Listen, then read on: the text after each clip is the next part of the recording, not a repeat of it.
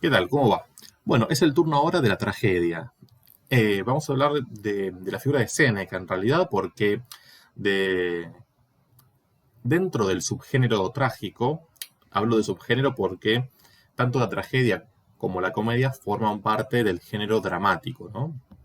Sobre esto Aristóteles en la Poética hace una clara distinción entre estos dos géneros dramáticos. Después lo vamos a ver a eso. Eh, Sea como fuere, la tragedia en Roma, eh, si bien tiene algunos de los antecedentes durante la República, eh, se ha conservado muy poco. Del único autor del que tenemos eh, tragedias enteras conservadas es Séneca. Pero para eso tenemos que corrernos en el tiempo para llegar al periodo imperial, ¿sí? Y en particular al periodo neroniano. Si hacemos una línea del tiempo para recordar un poco dónde estábamos parados, la podemos improvisar aquí. Ustedes recordarán que nosotros tomábamos, de acuerdo con ese primer libro de Ab Urbe Condita de Tito Livio, tomábamos el 509 como la fecha de inicio del periodo republicano después de la expulsión del último rey etrusco, Tarquinio el Soberbio. Desde el 509 hasta el 27, que es el año en el cual el Senado le otorga a Augusto el título justamente de Augusto, porque hasta entonces él era Octaviano, el hijo adoptivo de Julio César, hasta esa fecha nosotros podemos hablar de república, no, insisto, como nosotros pensamos la república. ¿Sí? La república pensada, o aunque sea teorizada por Cicerón, en ese sentido de res pública, hasta el 27, porque ahí se inicia un periodo muy particular de la historia romana que tiene que ver con la figura de Augusto y lo que se conoce como el Principado de Augusto. Si ustedes recuerdan las primeras clases vinculadas con los procesos históricos que atravesaron la Roma antigua, nosotros hicimos una periodización en este sentido. Este periodo tan particular de Augusto, llamado Principado porque entre sus títulos él es el Princeps Senatus, de ahí la idea de Principado. A partir de este periodo, y ya muerto Augusto en el 14, quien lo sucede y da inicio ahora sí con el imperio propiamente dicho, y digo propiamente dicho porque política imperial en Roma hay desde la República cuanto menos, pero una forma eh, institucionalizada de imperio recién a partir del 14. Lo de Augusto, en realidad, algunos lo pueden encontrar en algunos manuales de historia como el primer emperador romano. Es inexacto justamente por toda esta construcción discursiva en torno a la figura del princeps. Pero bueno, nosotros vamos a hablar de Imperio Romano a partir entonces de Tiberio, a esto me refiero. Con Tiberio se inicia el imperio, pero Tiberio es el hijo adoptivo de Augusto, de modo tal que sigue el linaje, ¿sí?, de la gens Iulia, linaje que dentro de el periodo imperial lo vamos a conocer con el nombre de la dinastía Julio-Claudiana. Esta dinastía Julio-Claudiana comprende 4 emperadores en particular, una vez que empieza el imperio me refiero, Tiberio, ¿sí?, hasta el 37, un par de años hasta el 41 va a estar Calígula, ¿sí? Eh, Después Claudio, entre el 41 y el 54, que muere envenenado, y entonces asume Nerón, el famoso Nerón. Todos estos son bastante conocidos por la cantidad de intrigas palaciegas y demás, una cantidad de películas, ¿no? Entonces, eso algo habrán escuchado, me imagino. Nerón, varios años en el poder hasta el 68. Digo que hasta este corte tiene lugar la dinastía Julio-Claudiana, porque después empieza la dinastía Flavia, ¿sí? Otra familia palaciega que, digamos, hay un interregno en realidad entre una dinastía y la otra, que es un periodo de transición y después empieza entonces la dinastía Flavia, Vespasiano y todos ellos. A ver, dentro de este contexto del periodo imperial es que vive Séneca y compone su obra. Séneca, en realidad, ni siquiera nace en Roma, él nace en Hispania, concretamente en Córdoba. ¿Sí? Hispania ya es, para ese entonces, claramente una de las provincias romanas, parte del territorio romano. Se traslada a Roma para adquirir su formación y al mismo tiempo para insertarse de lleno en el escenario político. Tanto es así que comienza el cursus honorum a tal punto que es edil entre el 34 y el 35, cuestor entre el 34 y el 35 y edil entre el 37 y el 38. Es decir que eh, su, sus cargos públicos empiezan ya durante el gobierno de Tiberio y Calígula. ¿Sí? Esto me parece algo importante.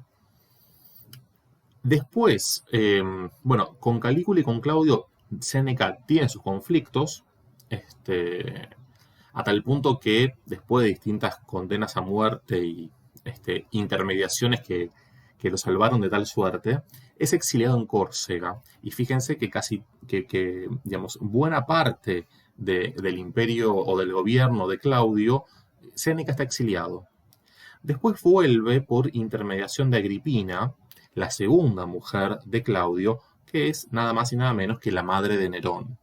Y Agripina intercede para que el perdón le sea concedido a Séneca y entonces pueda volver a Roma.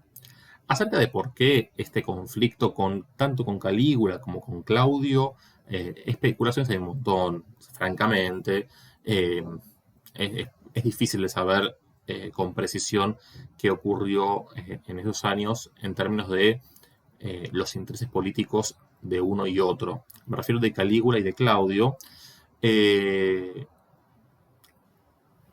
punto es que en el 49 Séneca vuelve a Roma y por pedido de Agripina, la madre de Nerón, se encarga de la educación de su hijo.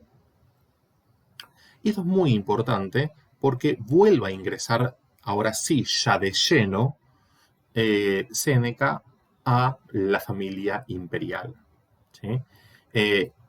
Es importante decir que durante el imperio el Senado sigue funcionando, según el periodo con mayor o menor incidencia, pero durante el periodo el Senado, la institución de la República por excelencia, el Senado persiste. Aún durante el Principado de Augusto hay un Senado, ¿sí? Dibujado, pero Senado al fin, quiero decir. Senado al fin en el sentido de la institución, aunque más no sea nominal. Digo porque hay todo un sentido común dentro de la mentalidad romana asociada al Senado y un valor, por ende, allí conferido. En el caso entonces de Séneca, su ingreso ya más definido a la familia imperial se da como educador de Nerón. Claudio muere envenenado sospechosamente, hay quienes atribuyen a Nerón justamente tal envenenamiento, y Nerón entonces, candidateado como sucesor de Claudio, porque es el hijo de Agripina, la segunda mujer de Claudio, Nerón entonces asume como el último emperador de la dinastía julio-claudiana.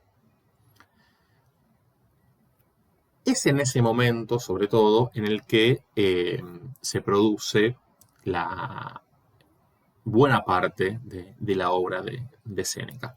Pero digo, como para tener un poco en cuenta estos avatares históricos que hacen a las relaciones entre Séneca y el poder. Esto me parece que es un punto interesante. Respecto de qué escribió Séneca, podemos distinguir su obra en dos grandes grupos o subgrupos: las obras en prosa y las obras en verso. ¿Sí? Recuerden que para los antiguos los géneros discursivos estéticamente se percibían de acuerdo con estar escritos en prosa o en verso. Es la gran diferencia. Después vemos qué es cada cosa, pero primero hay que saber si es prosa o verso, ¿no? Dentro de la prosa tenemos una cantidad extensa de diálogos. Séneca, al igual que Cicerón, hereda esta tradición platónica de escribir filosofía en forma de diálogo. Hay una cantidad de tratados también filosóficos y están también las epístolas a Lucilio, una centena de epístolas a Lucilio también de carácter muchas veces filosófico.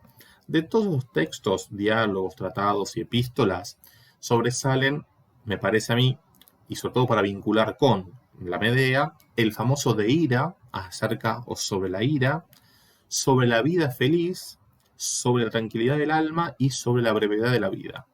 Todo esto declara impronta estoica, ¿sí?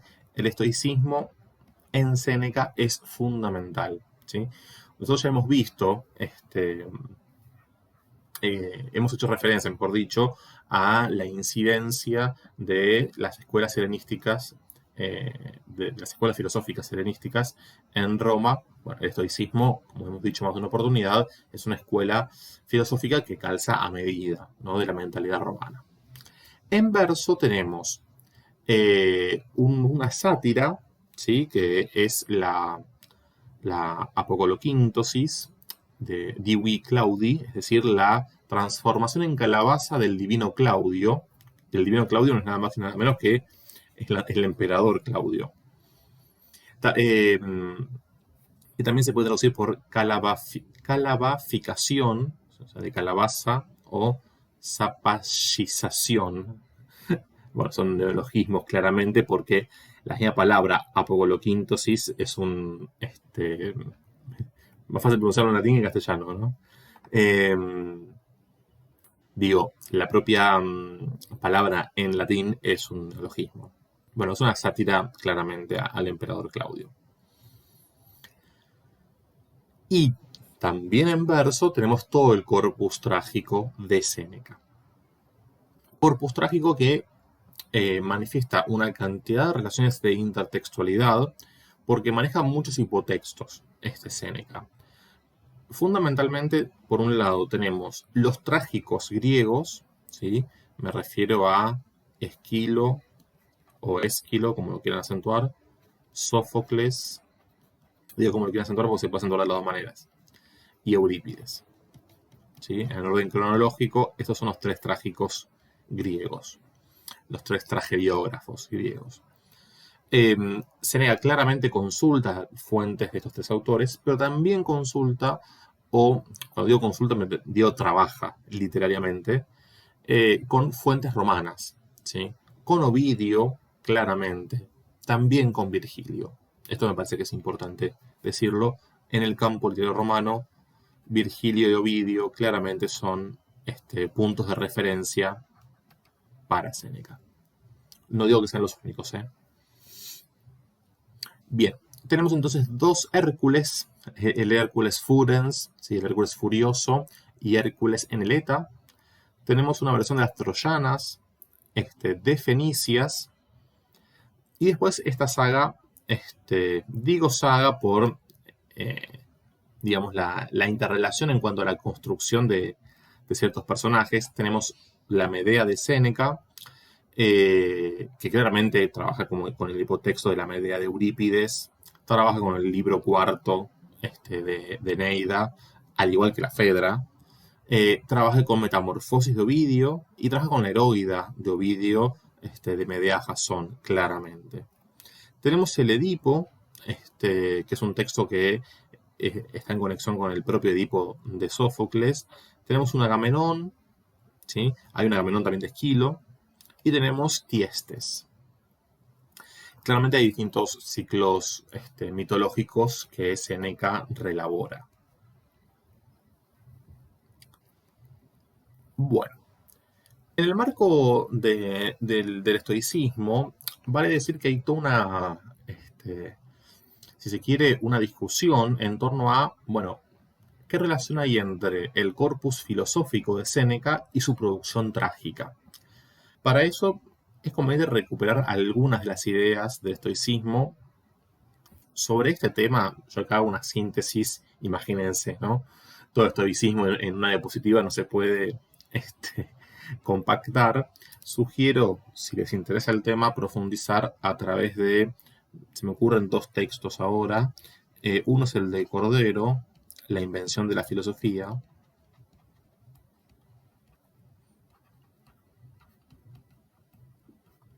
y otro es de Mondolfo,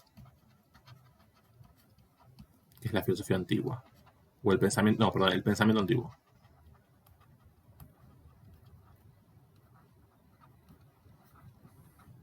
Bueno, pues si les interesa profundizar acerca del estoicismo, aunque sea estos dos textos, pueden venir bien. Hay mucho más, ¿no? Pero... Bien, los estoicos, recuerden que es una escuela filosófica del helenismo, ¿sí? Sobre todo siglo III antes de Cristo, ¿sí? Fines del cuarto y tercero antes de Cristo. El estoicismo es una escuela filosófica que surge entonces en el periodo helenístico, y el nombre lo toman del término griego stoikos, que significa pórtico, los del pórtico. Estos stoikoi son los del pórtico, en el sentido de que se juntaban en un pórtico a discurrir acerca de filosofía. De ahí el nombre que adoptaron. El sistema estoico está organizado en tres ejes, ¿sí? Física, ética y lógica, ¿sí? Como un triángulo que forman las tres disciplinas básicas del sistema estoico. Es un sistema que se adecua a la nueva condición del individuo heleno en tanto cosmopolita. ¿Sí? Una de las características, vamos, en la transición del platonismo aristotelismo, ¿sí? Siglo IV, a este siglo III, es justamente la expansión tiene que ver con la expansión justamente del territorio heleno, ¿sí? Ya fuera de los límites de Grecia, la expansión que genera Alejandro Magno, y en consecuencia la disolución del esquema de la polis. Por eso el individuo heleno ya no es un, eh, un polites en el sentido de un ciudadano de una polis, de una ciudad-estado, sino que es un individuo de todo un mundo que lo excede territorialmente. Esa nueva condición, digamos, trae como consecuencia el surgimiento de estas nuevas filosofías. Toda diferencia, este acento no va, se adecua. Toda diferencia de nacionalidad, de raza o estrato social era considerada como antinatural. La única distinción que admitían era entre el hombre ignorante y el sabio, ¿sí? Acá aparece, ¿sí?, la figura del sabio, que en latín vamos a llamar sapiens. Su filosofía materialista parte del axioma por el cual lo que es cuerpo, ¿sí? Tanto el estoicismo como el epicureísmo son filosofías materialistas. Esto quiere decir que el principio del ser, el principio ontológico, es materia, ¿sí? En el caso del estoicismo es cuerpo, en el caso del epicureísmo es átomo. Esa es la mínima unidad indivisible de material. La physis, ¿sí?, es decir, la naturaleza, abarca toda la realidad corpórea y eterna. En ese todo cuerpo materia están incluidos también los valores, los sentimientos y las cualidades morales.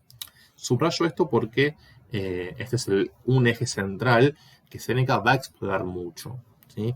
Y si de lo que se trata en el caso de las tragedias es de poner en escena emociones al extremo, bueno, el estoicismo viene a teorizar sobre eso.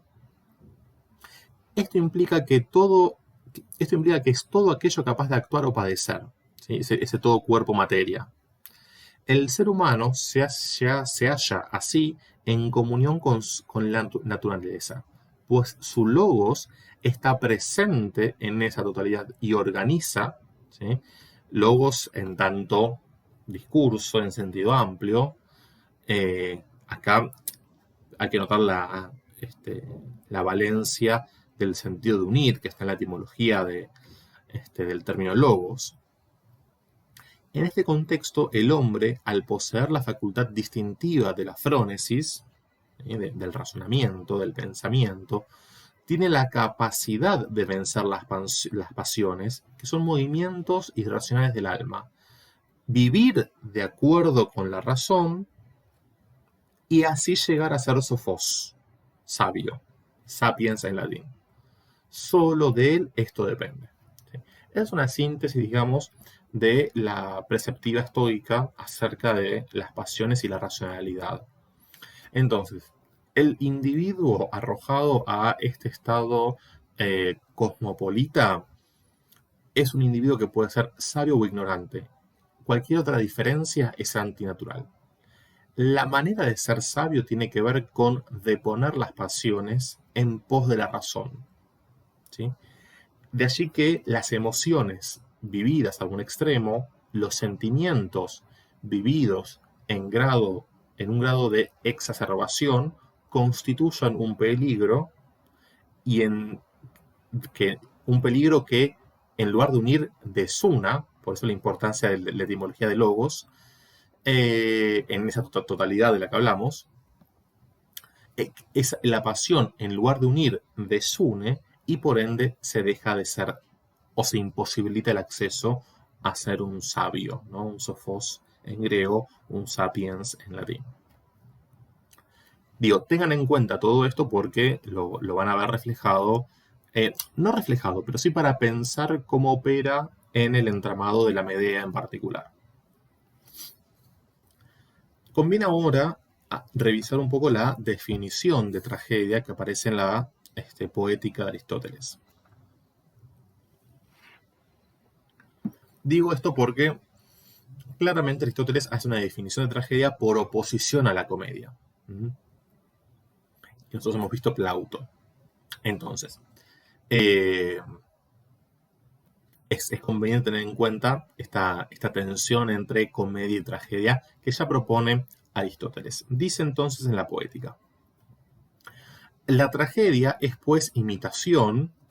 Acá imitación está traduciendo el término griego mímesis, que hay todo un problema de traducción acá para mímesis, porque mímesis no implica reflejo especular, ¿sí? No es que es un espejo de la realidad, en ese sentido como pasivo, para nada. De hecho, hay autores que proponen traducir mímesis por ficción. En fin, la tragedia es pues imitación de una acción elevada y completa que posee una medida, con un lenguaje sazonado con cada una de las especies, por separado en las distintas partes, actuando y no por medio de narración, y que, a través de la conmiseración y el temor, produce la purificación de estos efectos. Es el término griego catharsis. Traducimos catarsis. Bien, me parece interesante rescatar dos sentidos justamente en la definición aristotélica. Por lo pronto, la idea de que es una acción elevada, ¿sí?, frente a lo cotidiano de la comedia. De allí que en general las tragedias, digamos, aprovechen el material mitológico. La materia prima de una tragedia es la mitología. Son obras de asunto mitológico. Esto me parece que es un rasgo relevante. Cuando Plauto en el Anfitrión, este año no leímos esa comedia, pero cuando Plauto en el Anfitrión recupera un tema mitológico como es el nacimiento de Hércules, está generando una tensión al interior del género, a tal punto que el propio prólogo, Mercurio, dice que esto es una tragicomedia. ¿Sí? Es algo muy interesante lo que hace Plauto ahí en el Anfitrión. Pero bueno, digamos que la comedia en principio justamente no es, al menos la Paliata, no es de asunto mitológico. Pero al interior de la Paliata tenemos un ejemplo de una que sí y que tensiona justamente las barreras o los límites, las fronteras del género. Y la otra cuestión que me parece interesante de esta definición y que ha generado mares de tinta, podrán imaginar, es el concepto de catharsis. ¿Sí? La idea de catharsis tiene que ver justamente con que la tragedia es un género pensado para la puesta en escena.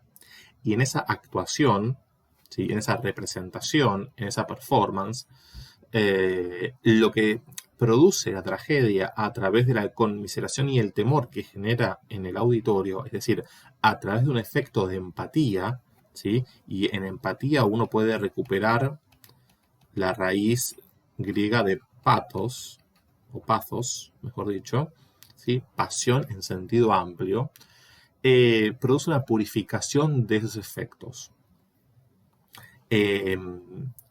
Digamos, hay un componente central en la tragedia que tiene que ver con movilizar, ¿sí?, las emociones en el auditorio. Bien, de esta definición de tragedia se desprenden 6 componentes que forman una jerarquía y los vamos a recuperar a continuación. Por un lado, la tragedia está compuesta por una trama o un relato, lo que en griego podemos llamar mythos. De ahí viene mito, claramente, pero mythos, el primer significado es trama, relato. Es la parte fundamental, ¿sí? Es el principio y alma de la tragedia, tiene que ver con la composición de las acciones. De este componente se desprenden los que siguen. Por un lado, los caracteres, eth, ¿sí?, es el plural de ethos.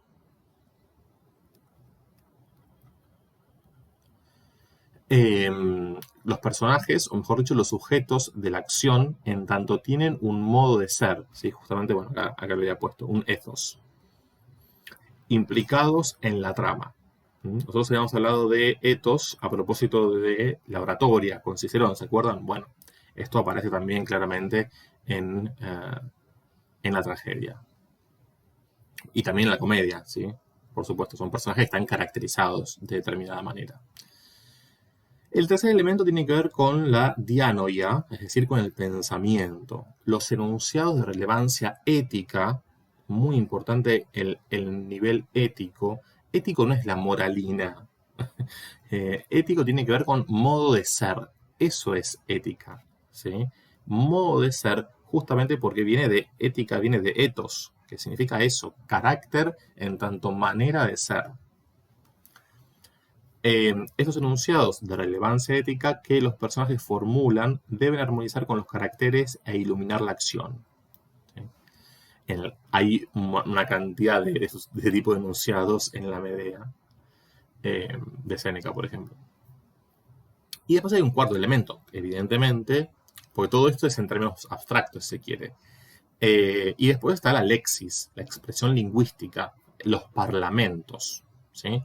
Pero para Aristóteles eso ocupa un lugar secundario, en tanto entiende que el trabajo básico del poeta es el armado de la trama y que la puesta en palabras de esta es una operación posterior, muy relevante desde un punto de vista estético, pero inesencial para la función de la tragedia. En definitiva, es lo que nosotros leemos, este ítem 4, y después reconstruimos o desandamos 1, 2 y 3. Bien, bueno, está el quinto y el sexto tiene que ver con la música y la ejecución, por supuesto. No los incluí acá, los 4 principales son estos, ¿no? Después viene la música que acompaña, por supuesto, toda representación. Bien, en el caso de la Medea de Séneca tenemos cuanto menos 4 hipotextos, quiero decir, 4 textos con los que Séneca trabajó. Trabajó porque se sabe que trabajó en estos textos porque hay elementos que permiten establecer relaciones de intertextualidad entre la propia Medea de Séneca y la de Eurípides, las argonáuticas de Apolonio de Rodas, ¿sí? Porque como ustedes saben, el mito de Medea y Jasón se enmarca dentro de un ciclo mayor, que es el ciclo de los argonautas, la expedición de los argonautas, que es narrada por Apolonio de Rodas. Aparece el mito de Medea también y de Jasón en las Metamorfosis de Ovidio, y hay una carta, como dije hace un rato, una heroída de Medea a Jasón mismo. ¿Sí? Entonces, fíjense cómo Séneca trabaja con textos que pertenecen tanto al campo literario romano cuanto al campo literario griego. Esto me parece que también es algo relevante en términos de las apropiaciones y los usos que hace Séneca. Si vamos concretamente al texto de Séneca, a mí me gustaría detenerme en 3 pasajes por lo menos para proponer algunas líneas de sentido y que ustedes después exploren más allá. Por un lado, me parece importante el monólogo de Medea con que se inaugura la obra. Vale decir que la que empieza a hablar es Medea y la que termina de hablar es Medea. En los extremos de la obra está el parlamento de Medea. En el primer caso es un monólogo, ¿sí? Es un monólogo donde empieza con esta conjura invocando a los dioses del matrimonio, justamente porque la ofensa que recibe Medea, este dolor que propulsa su estado de furia y de enajenación, eh, suele decirse que las tragedias de Séneca están, digamos, asentadas sobre la estructura dolor, furor, que es la reacción del personaje, y nefas, que es el acto sacrílego que comete el personaje producto de su furor. El furor entendido como un estado de enajenación.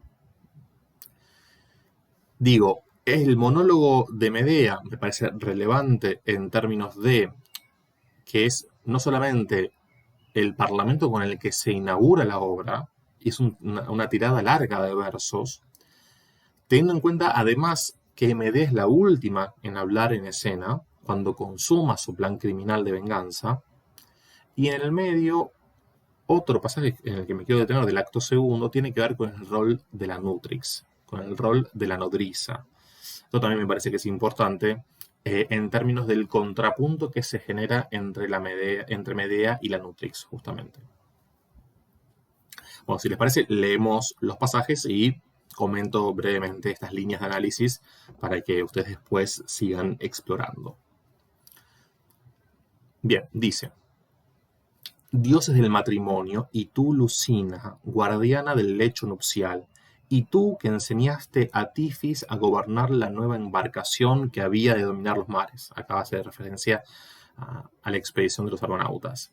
Y tú, terrible soberano del mar, y tú, titán que distribuyes al mundo la claridad del día, y tú, Hécate, la de tres semblantes, que ofreces un resplandor cómplice a las misteriosas ceremonias, y vosotros, dioses, en cuyo nombre me prestó juramento Jasón, y a quienes es lícito, sobre todo a Medea, elevar sus ruegos.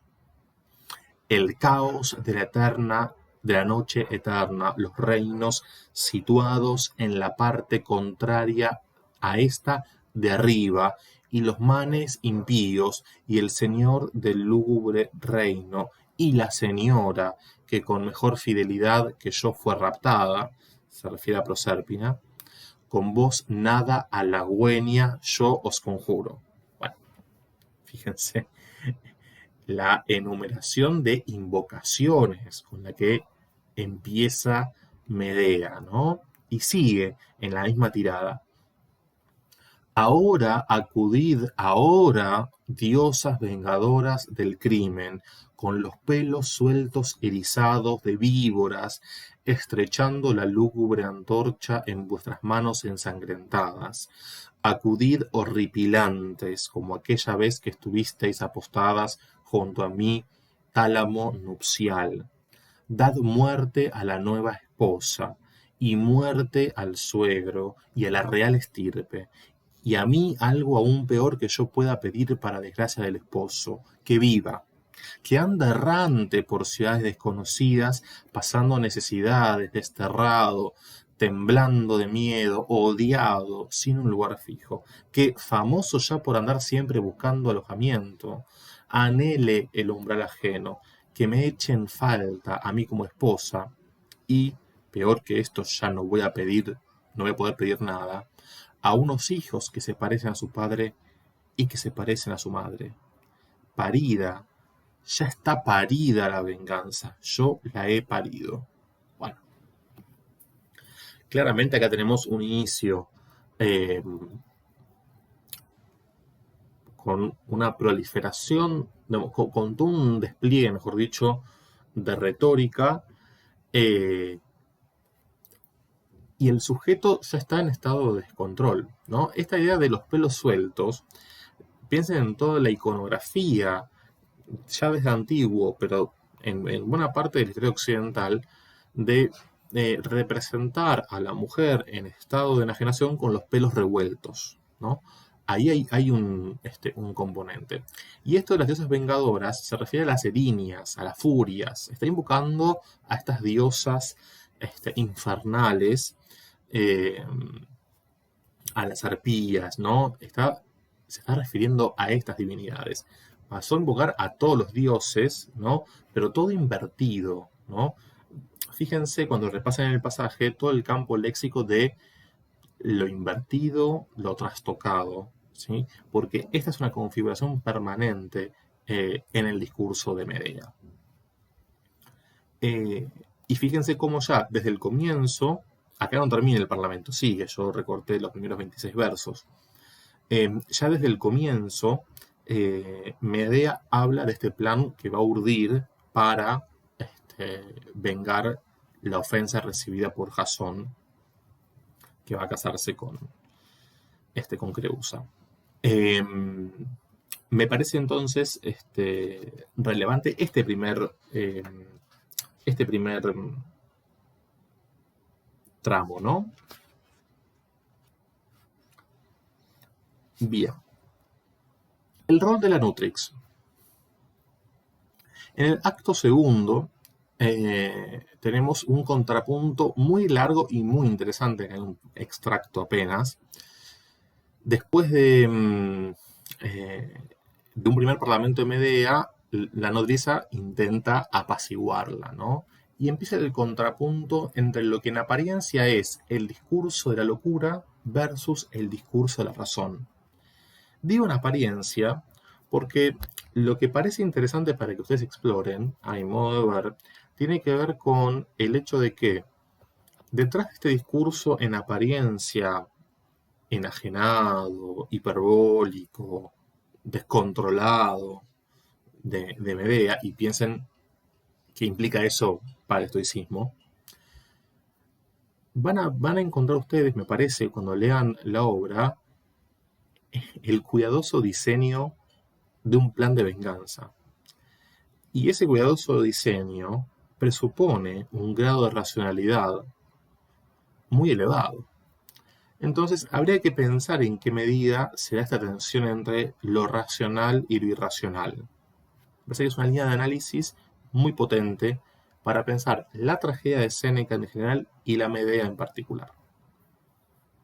Dice la Nutrix entonces: calla, te lo ruego. Esconde las quejas y encomiéndalas a lo más hondo de tu dolor. El que en silencio, con actitud paciente y serena, soporta hasta el final las graves heridas, puede devolverlas. La ira que se encubre es la que daña. Una vez confesados, los odios pierden la capacidad de venganza. Ligero es el dolor que puede entrar en razones y mantenerse oculto.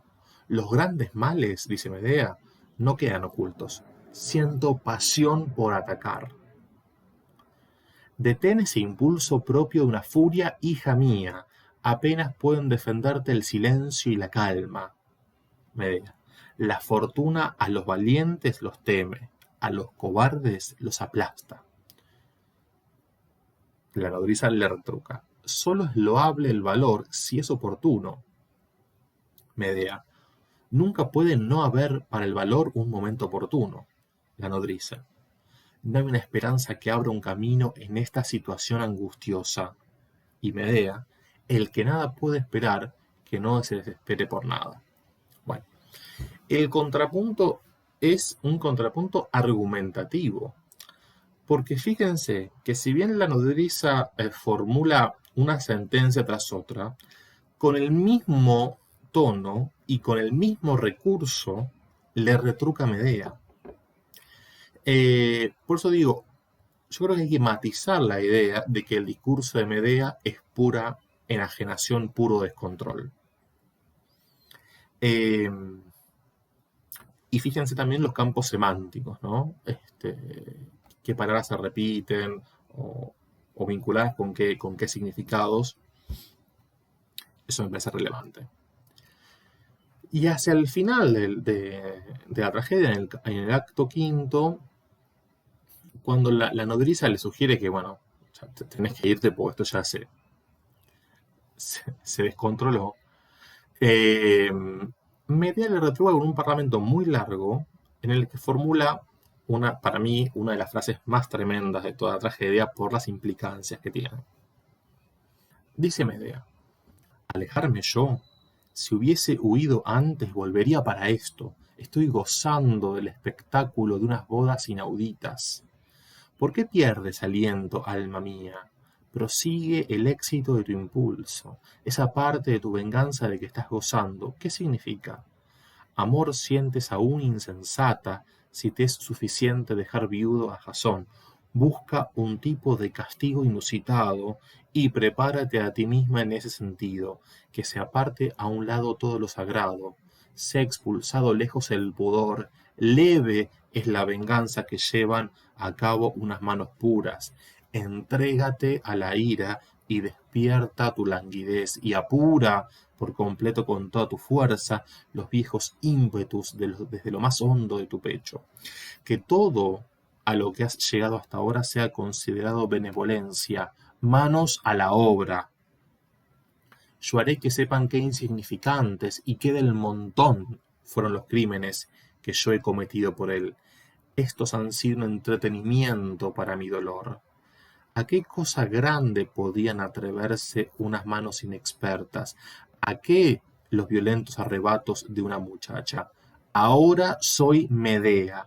Mis dotes naturales han ido creciendo con los males. Me alegro, sí, me alegro de haberle arrancado a mi hermano la cabeza, me alegro de haber despedazado sus miembros y de haber despojado a mi padre de su bien guardado reliquial, me alegro de haber armado a unas hijas para perdición de un anciano. Bueno, en el último tramo se produce el asesinato por parte de Medea de los hijos, y en ese momento es esta frase fatal, literalmente en latín, Medea nunc sum. ¿Sí? Medea ahora soy. Esto me parece que es muy importante porque fíjense cómo la consumación de la identidad del personaje, recién ahora es Medea, tiene que ver con la consumación de su plan de venganza.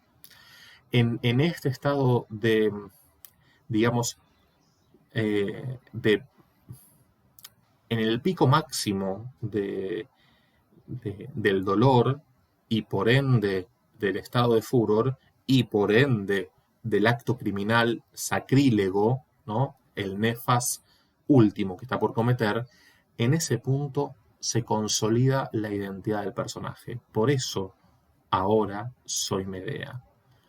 Esta frase, imagínense, ha sido interpretada de muchas maneras, pero una, me parece, para pensar y para que ustedes sigan cavilando, tiene que ver con la vinculación entre la identidad del personaje y la consumación de un plan de venganza.